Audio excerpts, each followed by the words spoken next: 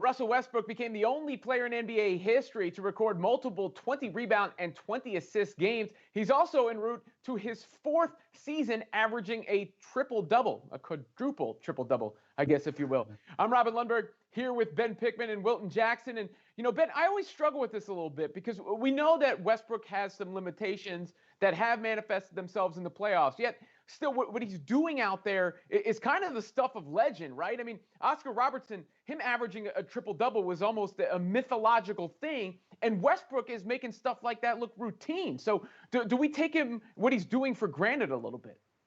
Oh, I definitely think we take him for granted. You look at last night's game, right? The 24 assists, 21 rebounds. We've seen a 20-20 like that only 3 times in NBA history. He has done 2 of them. And if you look at it more broadly, I think we've taken a lot about Westbrook's season for granted this year in particular. This Washington team we've taken for granted. They've won 13 of their last 16 games, and they're one of the league's best stories, having literally at one point had the NBA's worst record, being put on hold for weeks at a time because of contact tracing and a major COVID outbreak. They've completely righted this ship. Now, Russell Westbrook specifically, it's this conundrum of analytics related to his efficiency. He's missed more mid-range shots than anyone in the league, but his rebounding and assist numbers are astounding. And yes, again, we expect them to fall out of the postseason early if they even make it. If not, we don't expect a deep run if they get out of the play-in tournament. But still, what he does on a night-in, night-out basis is pretty remarkable. And we should really take that and be appreciative of all that Russell Westbrook brings.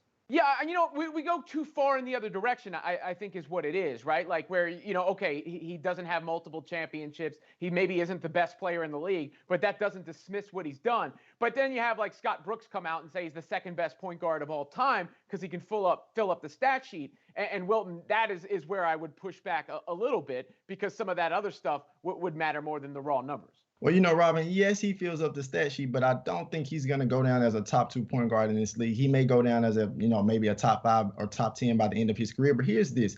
Russell Westbrook has been the catalyst for this Wizards team, and Ben alluded to it. In their first 15 games, they only won 3 games. And this is also the same season where the rumors came out that, Bradley Beal should be traded from the Wizards. But now the Wizards have righted everything. They're looking good. They're playing solid down the stretch of the season. Yes, they should get into the play-in tournament. And here's the thing.